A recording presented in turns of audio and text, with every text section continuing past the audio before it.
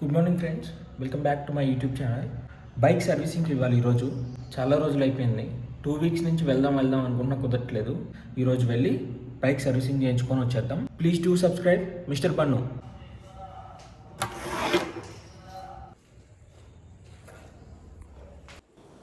Daily ఇది ఒక task అనమాట.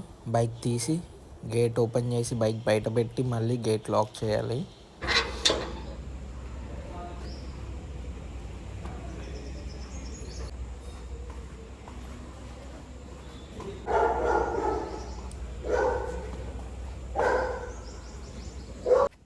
చలో ఇంక స్టార్ట్ అవుదాం. జై శ్రీరామ్. ఆ డాగ్ సౌండ్ వింటున్నారా? అది మా పక్కింటి వాళ్ళ డాగ్, గోల్డెన్ రిట్రీవర్. అది చాలా బాగుంటుంది, మంచి హెవీ సైజ్ ఉంటుంది, బాడీ బాగుంటుంది.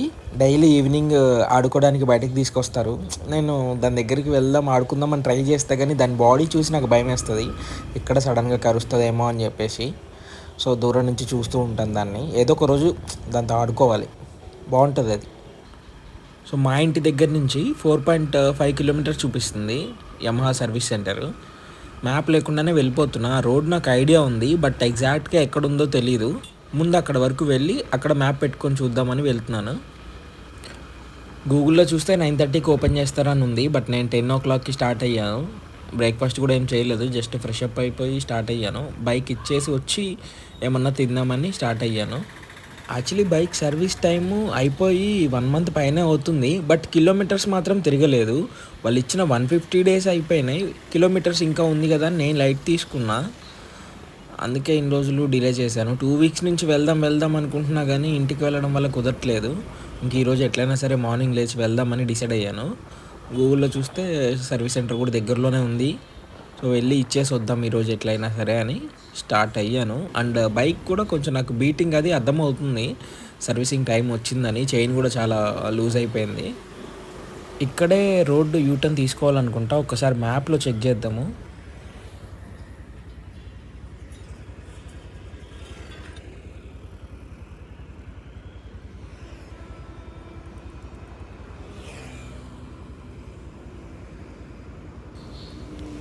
మ్యాప్లో చెక్ చేస్తే ఇంకా 1.7 కిలోమీటర్ తర్వాత యూటర్న్ తీసుకోమని చూపిస్తుంది.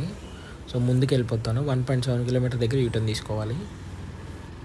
ఇంకోటి, ఈ షోరూంలో వాళ్ళకి ఎప్పుడు బైక్ ఇచ్చినా సరే జనరల్ సర్వీసింగ్ కూడా మార్నింగ్ 10 o'clock ఇస్తే ఈవినింగ్ 5కి రమ్మంటారు. జనరల్ సర్వీసింగ్కి అంటే engine oil, air filter, brake pads, break oil ఇవి చెక్ చేయడానికి కూడా మార్నింగ్ తీసుకొని సాయంత్రం 5కి 6కి రండి అంటారు. సో ఇక్కడ యూటర్న్ తీసుకోవాలి మనము. అండ్ యూటర్న్ తీసుకోగానే లెఫ్ట్ వెళ్ళాలి. అక్కడ లెఫ్ట్ ఉంది కదా, ఆ లెఫ్ట్ వెళ్ళాలి. లెఫ్ట్ ఓకే, ఈ లెఫ్ట్ వెళ్ళాలి. ఆ లెఫ్ట్లో ఉంది కదా, అదే సర్వీస్ సెంటర్. ఫ్రంట్లో ఏమో యమహా షోరూమ్ ఉంది. వెయిట్ చూపిస్తా. ఇదిగోండి ఇక్కడ లెఫ్ట్ సైడ్లో ఫ్రంట్లో యమహా సేల్స్ ఉంది, బ్యాక్ సైడ్ సర్వీస్ అనుకుంటా. పక్కనే ట్రయాంప్ కూడా ఉంది service centre. Okay sorry, sales ఉంది. ట్రయాంప్ అండ్ యమహా పక్కనే ఉన్నాయి. Back side service centre. Yes ఇదిగోండి, బ్యాక్ సైడ్ వెళ్తే Yamaha service centre, Arjun Yamaha, ఇది కొంపల్లి. సో ఉన్నాయి ఆల్రెడీ బైక్స్ సర్వీసింగ్కి. మనది 3rd అనమాట. అతను అడుగుతున్నాడు కంప్లైంట్స్ ఏమన్నా ఉన్నాయా అని. ఏం లేవు, జనరల్ సర్వీసింగ్ ఒక్కటి చెప్పాను. టెఫ్లాన్ కోటింగ్ ఒకటి కొట్టించమని చెప్పాను. ఎక్స్ట్రా 500 అడిగాడు, ఓకే అన్నాను. సో అయిపోయిన తర్వాత నేను ర్యాపిడో బుక్ చేసుకున్నాను. ఎలాగో 5 వరకు కదా చెప్పింది టైము. సో నేను ర్యాపిడో బుక్ చేసుకొని ఇంటికి వెళ్ళిపోతాను. వెళ్ళి ఏమన్నా కుక్ చేసుకోవాలి, ఫుల్ ఆకలిగా ఉంది.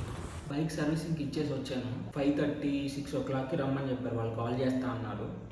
ఇంకా బయట టిఫిన్ చేయడం ఎందుకులే, మునక్కాయలు ఉన్నాయి కదా అని మునక్కాయ పప్పుచారు చేస్తాయి. ఈరోజు రైస్ ఆల్రెడీ పెట్టేసాను, అయిపోయింది. ఈ మునక్కాయ పప్పుచారు చేసుకొని లంచ్ ఫినిష్ చేసేసాం. పప్పు వాష్ చేసుకొని పప్పులో ఒలిచేసిన మునక్కాయలు, ఉల్లిపాయలు, పచ్చిమిరపకాయలు వేయాలి.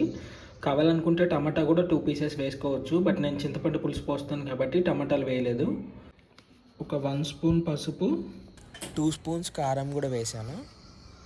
నేను 2 glasses ఆఫ్ వాటర్ కూడా యాడ్ చేస్తున్నాను.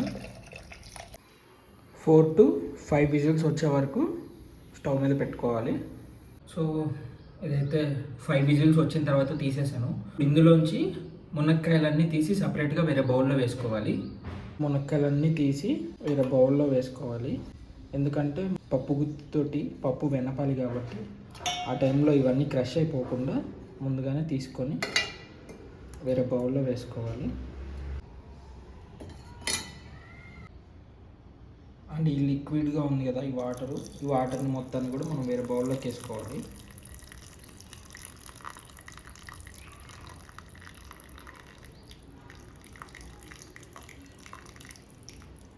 ఇది యూజ్ చేసి ఈ పప్పుని బాగా వెనపాలి.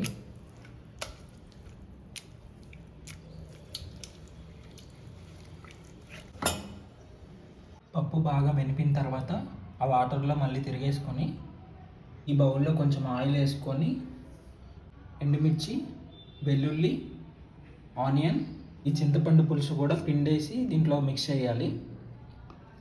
కరివేపాకు కూడా ఉంటే యాడ్ చేసుకోవచ్చు, బట్ నా దగ్గర కరివేపాకు లేదు.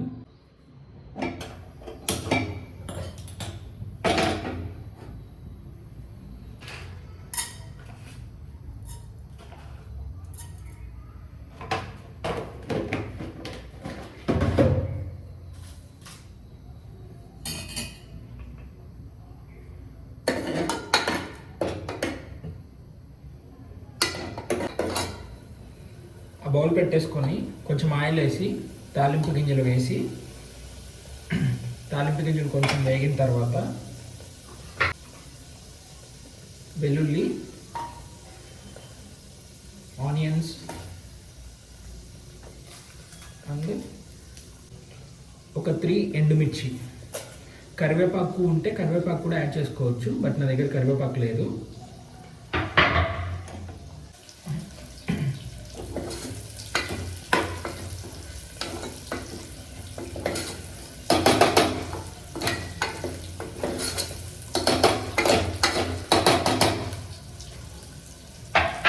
ఒక 5 మినిట్స్ తాలింపు వేగిన తర్వాత ఇందాక తీసి పెట్టుకున్న ఈ పప్పు మొత్తము ఆ తాలింపులో వేసేయాలి.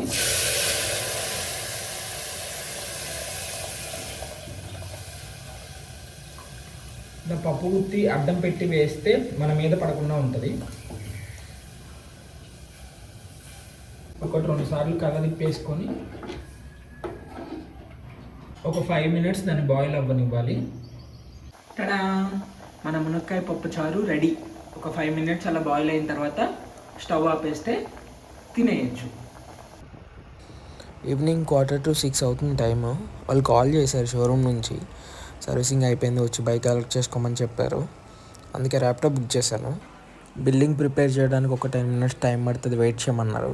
కస్టమర్ లంచ్ చాలా బాగుంది, మంచిగా ఏసీ ఆన్ చేసి కూర్చోబెట్టారు. సో సక్సెస్ఫుల్గా మన బైక్కి సెకండ్ సర్వీస్ కూడా కంప్లీట్ అయింది. Please do subscribe.